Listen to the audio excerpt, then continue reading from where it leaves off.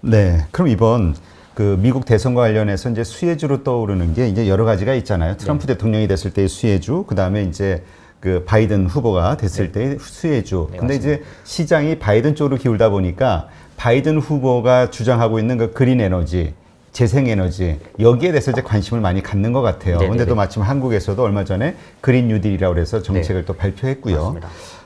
어떻습니까? 이 신재생 에너지가 이제 많이 주목을 세계적으로 받고 있는 것 같은데 투자 의견이 어떠세요? 이쪽에 대해서? 저는 두 가지 먼저 말씀드리고 싶습니다. 먼저는 지금 이쪽에 대한 투자는 지금은 단기적으로는 늦었다.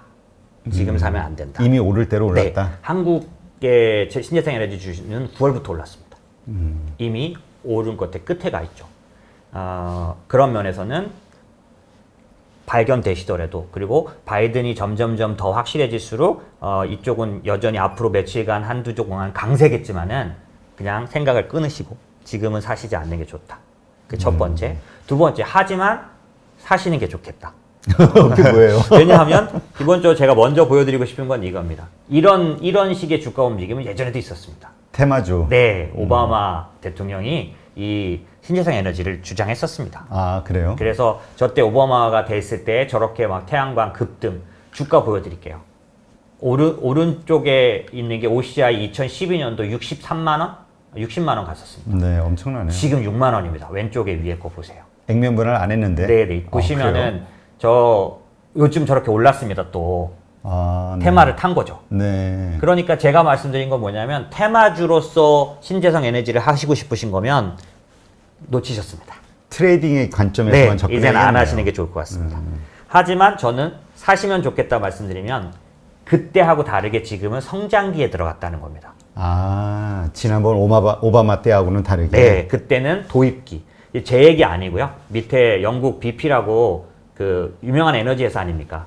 이 회사가 2020년 에너지 아웃룩을 내놨습니다. 네. 여기에 보면 신재생 에너지는 이제 완연히 성장기에 들어간 걸로 평가해 놓고 있습니다.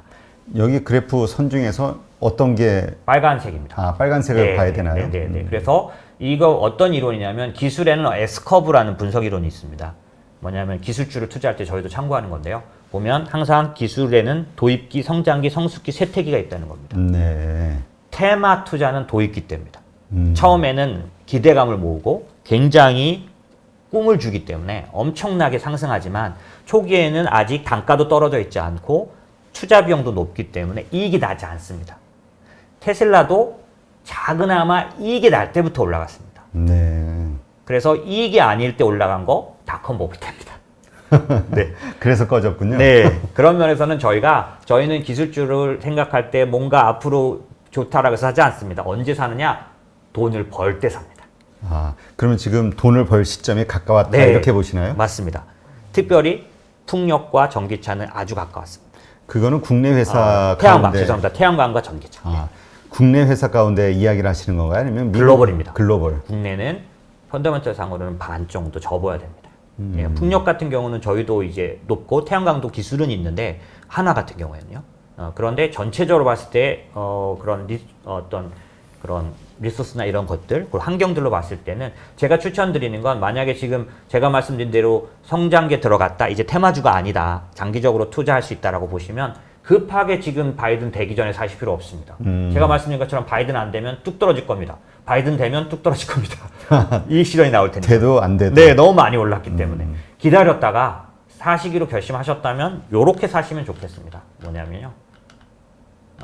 제가 요렇게 성장기라고 생각한 이유를 말씀드리려고 했는데 만약에 살려면 요렇게 뭐냐면 클린 에너지 ETF들이 있습니다. 네. 이제 이 신재생 에너지를 투자하실 때 왜 ETF를 하시는 게 좋냐면 아직은 이 안에 작은 기업들이 많습니다. 한국은 작은 기업들 위주인데 많이 올라갔습니다. 네. 그래서 사실 사기가 조금 부담스럽다. 부담스럽습니다. 그래서 작은 기업이 어떤 게 대형 기업이 될지 모를 때는 얘네를 묶어놓은 ETF를 사는 게 좋습니다. 역시 ETF로 네. 그 해지가 되는 거군요. 맞습니다. 그래서 5년, 10년씩 투자하시면 굉장히 큰 수익률을. 그 ETF는 국내 아니면은 미국의 ETF? 저는 해외 거를 추천드립니다. 네. 그리고 오른쪽에는 이제 국내 미래세 자산운용이 내놓은 미래세 자산운용이 작년도에 글로벌엑스라는 그 미국 ETF 회사를 샀기 때문에 거기를 통해서 중국 크린 에너지 ETF, 그 다음에 중국 전기차 ETF를 홍콩에다 상장했고요. 저희가 살 수 있습니다. 네. 저건 미래셋이 내놓은 겁니다. 저 정도. 그래서 사실은 저는 얼마 전까지는 글로벌 신재생 에너지에 대한 익스포저만 저희는 갖고 있었습니다. 그런데 2주 전에 시진핑이 어떤 회의에서 정식으로 역사적 처음 탄소 제로를 선언했습니다. 아, 그래요? 네. 중국으로서는 지금까지 끝까지 버티던. 예, 왜냐하면 가장 취약하지 않습니까? 그렇죠. 거기가 그 공장도 많고 네네. 그래가지고 대기 오염 맨날 우리 미세먼지 중국 탓이다 이런 얘기 많이 하잖아요. 맞습니다. 그렇기 때문에 한 번도 인정하지 않다가 이번에 자기도 탄소 중립을 선언했습니다. 아. 그러면 거대한 중국의 신재생 에너지 시장이 열린 거죠. 그렇기 때문에 저기 미래에셋에 나눈 중국 크린 에너지 ETF 추천드리는 거고, 그 다음에 크린 신재생 에너지 중에 지금 기술적으로나 단가로 봤을 때 제가 돈이 돼야 된다고 말씀드렸지 그렇죠. 않습니까? 봤을 때 태양광에 관련된 생산 단가는 이미 경쟁력이 있습니다. 중국 회사들의. 중국만 글로벌. 글로벌. 예, 예. 그 다음에 전기차 같은 경우는 요번에도 배터리 대회 때 테슬라가 2만 불대 얘기를 한 이유가 테슬라는 지금까지 수년 동안 뭐만 해왔냐면 단가 떨어뜨리는 일만 해왔습니다. 아, 그래요? 왜냐하면 이건 뭐 나중에 또 말씀드려야 되는데 그들이 바라보는 건 많이 팔리는 거가 목표입니다. 그러다 보니까 전기차가 어느 것보다도 빨리 현실적인 단가로 내려오고 있습니다. 그거에 제일 많이 좌우하는 게 배터리다 보니까 그래서 테슬라는 자꾸 배터리 관련된 얘기들을 하게 되는 겁니다. 어쨌든 네. 현실적으로 2만 불대가 된다면 많이 살 수 있는 그런 게 되고 경쟁력을 갖게 되는데 제가 그냥 대표적으로 보여드린 태양광과 전기차가 이미 화석 연료에 비해서 훨씬 더 경쟁력을 갖게 됐다. 예전에는 보조금으로 돌아가는 시장이었습니다. 그렇죠. 보통 태양광이나 무슨 풍력이나 쓰면 네. 정부에서 이것 쓰면 얼마 줄게, 더 보태줄게, 뭐 네. 이런 식이었잖아요. 네네. OCI가 그 난리를 치고서 계속 안 좋아졌던 게, 유럽 재정위기 같은 게 휩쓸리면서 어떻게 됐냐면 모든 보조금 제도를 줄였습니다. 네. 그러면서 이제 나갈 데가 없으니까 엄청난 투자를 해놨는데 몇 년 동안 사주기로 돼 있는 그런, 왜냐면 그 당시도 유럽이 보조금 그걸 계산해내면 몇 개를 사가는 게 계산이 됐었기 때문에 OCI도 아마 엄청난 투자를 했을 텐데 갑자기 이것들이 줄어들면서 굉장히 어려워졌던 네. 거거든요. 그런데 지금은 그렇게 보조금에 의지하는 시장이 아니라 그 자체적으로 가격 경쟁력이 있어져 버리면 뭐 보조금이 지금 바이든이 내놓는 그런 부양 정책에 의하지 않고도 예, 어느 정도 경쟁력을 갖게 된다면 당연히 저 시장은 갑자기 떨어지는 시장은 안 되는 거죠. 네, 그렇군요. 예, 그런 측면에서 신재생 에너지의 자체의 그런 변화를 봤을 때는 가격 경쟁력이 있다는 사실을 우리가 어떻게 할 수 있냐면 지금 그 기관들, 전문 투자자들의 돈이 실제로 이쪽으로 들어가고 있고요. 이제 그린본드라는 그 이 신재생 에너지 관련된 기업들에 대한 채권들인데요. 네. 저 채권이 요즘 전체적으로 채권은 독일 같은 경우에도 채권값이 워낙 올라서 금리는 워낙 떨어져 있어서 사실 요즘 채권을 적극적으로 사거나 하지 않는데 값으로 말하면 독일 10년 국채보다 얘가 더 비쌉니다. 그러니까 훨씬 더 가치 있게 평가받고 있는 거죠. 네. 그런 정도를 보면은 기본적으로는 이쪽으로 돈이 현실적인 거를 보고 들어오고 있는 것도 알 수 있다라는 거고요. 두 번째 마지막은 뭐냐면 사실 만약에 그러면 바이든이 안 되고 트럼프가 되면 어떻게 되냐. 그렇죠. 신재생은 그냥 네. 끝나는 거 아닌가. 이것도 커다란 리스크입니다. 왜냐면 그 기후협약에서도 탈퇴한 사람 아니에요. 맞습니다. 그러다 보니까 이거 다 쌩으로 돌아가는 거 아니냐. 그래서 제가 끝나고 사시라는 겁니다. 그러면 아마 되돌림 선거가. 하락이 많이 나오지 않겠습니까? 트럼프가 네. 될 수도 있으니까요. 그런 경우에도 저는 사야 된다고 보는 이유는 미국의 신재생 에너지는 민간 기업 주도입니다. 뭐냐면 RE100이라는 개념을 하시면 좋은데요. 제가 구글하고 애플만 넣어놨습니다. 테슬라도 저쪽 기업인데 뭐냐면 RE100이 리뉴얼 에너지로 100%라는 겁니다. 자기네들이 생산하는 모든 그 생산에 신재생 에너지만 쓰겠다는 겁니다. 네. 그걸 완성했다는 겁니다. 그럼 저게 무슨 의미가 있냐면 그래서 자기 밸류체인에게 RE100을 요구하고 있습니다. 밑에 보시면 삼성전자도 그래서 RE100을 선언합니다. 네. 어쩔 수 없습니다. 밸류체인에 있는 기업들은. 아, 그렇군요. 네, 그러다 보니 제가 보기에는 민간 기업 주도의 이러한 그 신재생 에너지 흐름은 테슬라는 심지어 독일에 들어가서도 그걸 강조해서 독일이 처음에는 갈등했지만 받아들여야 되겠다라고 받아들였거든요. 그래서 이거는 커다란 흐름이다. 유럽 같은 경우는 신재생 에너지에 대한 그 확산 속도가 제일 빠른 곳 훨씬 아닌가요? 빠릅니다. 네. 그렇죠. 네. 시장도 크고. 네, 맞습니다. 그러면 미국 쪽의 어떤 그 관련된 기업들도 지금 현재 가장 큰 시장은 유럽이 될 수 있는 거 아닌가요? 맞습니다. 다만 만약에 바이든이 되면 아까 제가 보여드렸던 그 ETF들이 여러 개 있는데 왜 여러 개냐면 이 ETF들 중에 신재생 에너지가 미국 걸로만 돼 있는 게 하나 있습니다. 아, 그게 이제 바이든이 됐을 때는 가장 바이든이 딱 바이 아메리카라고 그냥 아예 찍어놨거든요. 그게 뭐예요? 그러니까 뭐냐면 미국 기업으로만 보조금을 넣고 지원하겠다는 겁니다. 아, 티커가. 그러니까 네, 저 중에 PBW라는 겁니다. PBW. 예, 예, 예. 아, 그런 게 그래서 있구나. 미국 기업으로만 매출이 일어나기 때문에 네. 바이든이 되면 지금 쟤도 그래서 속도가 느리지 않습니다. 그걸 다 알고 있거든요, 시장은. 예. 참, 아니 왜냐면 그런 걱정을 하시는 분들도 있어요. 지금 중국이 가장 무서운 게 그 엄청난 생산을 바탕으로 한 그 뭐라고 가격 덤핑이잖아요. 가격 맞습니다. 경쟁력. 네네. 그러니까 지금 미중 갈등이 있기 때문에 이 중국의 업체들이 미국을 못 들어가거나 거래가 쉽지 않은데 또 유럽에도 좀 어렵고 만약에 이게 갈등 관계가 해소되면은 중국이 모든 시장을 다 장식하게 될 것이다.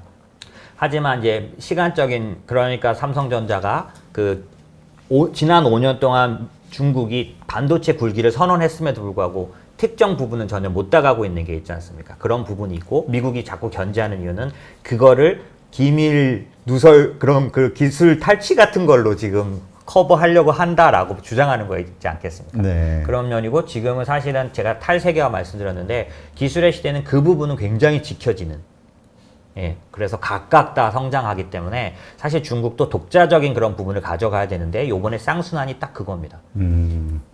내수를 하면서 이 기술을 경쟁력 있게 만들겠다는 겁니다. 그래서 중국 투자를 저희가 하는 부분에서 저희가 지금까지 한 부분만 해왔는데 중국의 기술주들을 투자해 왔습니다. 저희는 중국 인덱스는 안 샀고요. 그런데 이번에 이 신재생 에너지까지 이제 생기면서 그런 면에서는 중국 투자를 전체 지금 IB의 유명한 하우스들은 전부 중국 투자를 늘리라고 예, 하고 있는 중이고 오늘은 이제 말씀드린 나중에 중국 채권 관련해서도 지금 전 세계 돈이 중국 채권으로 들어가고 있는 중입니다. 그 이율이 높으니까. 네, 예, 10년 국채. 그러니까 중국은 전 세계에서 두 번째 큰 채권 시장인데 네. 개방은 10%밖에 안 돼 있습니다. 그러니까 미국, 유럽의 채권 시장하고 따로 놀다 보니까 10년 국채가 3%가 넘으니까요. 네. 근데 이제 아까 뭐 블루 웨이브, 예. 블루 웨이브 그런 상황이 돼서 그 바이든 후보가 됐고 상하원 민주당이 잡으면서 이 신재생 에너지에 대한 어떤 집중적인 투자가 이루어진다고 봤을 때 네. 좋은 면도 있지만 네. 아까 얘기했던 달러 약세가 더 심화됩니다. 예. 그렇게 됐을 때 하나 걱정되는 건 우리 국내 투자자들에게 그 어떤 환차손 문제도 좀 있을 것 같고요. 지금 특히 이제 달러 약세 때문에가 아니라 달러는 아직도 93입니다 인덱스가 네. 유럽이나 이런 데가 약하니까. 근데 위안화가 너무 강해지면서 특별하게 원화가 강세를 띠는데 오늘 1130원대거든요. 네. 이러면은 거의 한 달 안에 6% 절상입니다. 엄청난 거죠. 예, 거의 5%는 절상됐습니다. 이러면 진짜 환차손을 걱정하실 만 하거든요. 그래서 제가 항상 기술주 투자나 이런 거 말씀드릴 때 확실하게 성과가 이 환율로도 충분히 커버될 만큼 성과가 높은 데들에는 미국 해외 투자를 해야 되는 거고 전체적으로 봤을 때 달러 해지만 물어보시는 분은 달러를 일정량 갖고 있으신 게 필요하니까 괜히 지금 원화 강세다 그래서 고민하지 마시라는 말씀을 드리는데 요즘 같아서는 이런 식으로 원화 강세가 강력하게 일어나면 사실 그러니까 환차손을 걱정하실 만 하고요. 다만 계속 이럴 수는 없는 거죠. 예. 근데 이건 뭐 장기적인 워낙 돈을 많이 풀어서 장기적인 기조로 보는 분들이 달러 많을 약세는 텐데요. 예, 그럴 것 같고 다만 일시적으로 달러가 약세라고 원화가 항상 강세인 건 아닙니다. 예, 왜냐하면 이제 상대 통화인데 저희는 전 세계에서 2%밖에 못 차지하거든요. 저희는 위안화를 판단하는 게 정확합니다. 근데 위안이 계속 강해질 것 같습니다. 왜냐하면 채권이랑 주식으로 외국인이 돈이 들어오게 만드는 게 시진핑의 뜻이기 때문에. 그렇죠. 지금 목적은 미중 어떤 갈등에서 선점을 하기 위해서라도 좋은 환경을 만들려면 국내 외국 자본이 막 쏟아져 들어와야 되잖아요. 네. 그거는 결국 위안화 강세를 계속 유지해줘야 합니다. 유지해줘야. 예, 맞습니다. 그렇게 되면 원화도 강세를 유지할 걸로 보이고. 그러면 거기에서의 변수는 미국에서 네. 이걸 하나의 환율 조작이라든가 이런 방식으로 커버할 수는 있나요? 그러니까 근데 사실 또 미국도 원했던 거 아닌가요? 사실은 그동안 원하는 거 위안화 강세입니다. 예, 수출을 네, 잘 맞습니다. 못하게끔. 네네. 그렇기 때문에 그거에 제동을 걸 이유가 전혀 없고요. 이 흐름은 지속될 걸로 보여지고 그렇기 때문에 저에게 어떤 우리 고객님들이 여쭤보신다면 당연히 달러에 관련된 거를 포기할 정도로 미국 투자는 아까 신재생 에너지 ETF만 해도 한국의 신재생 에너지를 딱 단독으로 투자하기에는 너무 아직 좀 미숙합니다. 그렇기 때문에 왜냐하면 말씀드린 것처럼 중국 시장이 제일 크고 그런데 그 글로벌 ETF들에는 중국 기업들이 대거 포진하고 있기 때문에 그냥 이 ETF를 투자함으로 해서 글로벌 투자가 가능해지거든요. 네. 다만 달러기 때문에 환율 관련된 걱정이 있으시니까 제가 그렇지만 더 수익률이 높게 나올 수 있는 가능성이 많으니까 달러에 의한 손해보다 하십시오라고 하고 나머지 환율에 대한 부분은 연금이나 이런 데서는 해외를 못 하는데 대신 뭐가 있냐면 해외 기업에다 투자하는 국내 설정 ETF들이 있습니다. 환해지가 되는. 네네네. 그런 것들을 선택하시면 되고요. 특별히 저희가 그린 뉴딜로 내놓은 요번에 지수들, 뭐 이런 것 중에 인터넷 같은 인덱스는 장기 투자하셔도 될 것 같습니다. 네, 그렇군요.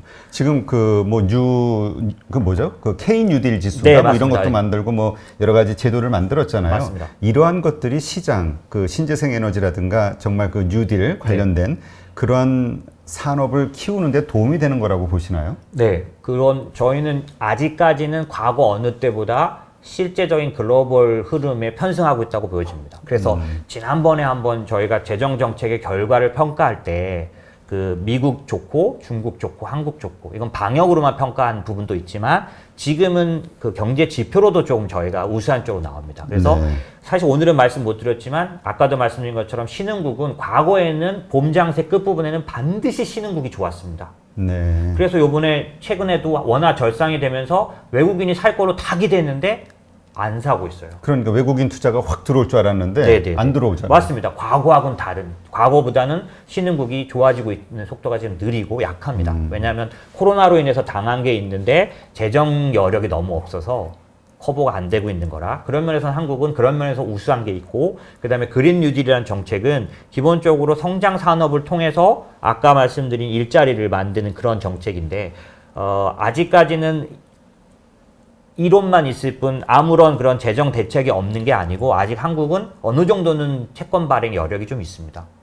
국채를 발행했을 때 힘들어지는 부분이 아직은 좀 여유가 아직 있는 데라서 국가 부채율이 네. 낮으니까. 네, 그래서 저희도 한국의 국내에 지금까지 정부에서 내놓은 펀드나 이런 걸 투자했다가 낭패 본 게 좀 있습니다. 네. 그럼에도 불구하고 이번에 그린 뉴딜 지수에 대한 투자는 저희도 눈여겨보고 있는 이유가 좀 전에 말씀드린 것처럼 전 세계 글로벌 구조 변화에 한국도 과거하고 다르게 상당히 쫓아가 있는 부분이 있다라는 겁니다. 네, 알겠습니다. 네, 오늘도 이렇게 해서 인모스트 투자자문의 장재창 대표님과 함께 글로벌 금융 상황, 그 다음에 그 미국 대선을 앞두고 그 생겨나는 여러 가지 그 변수들, 불확실성들에 대해서 점검해보는 그런 시간을 가졌습니다. 역시 아주 유익했던 시간이었고요. 네, 또 다음 시간에 뵙도록 하겠습니다. 감사합니다. 고맙습니다.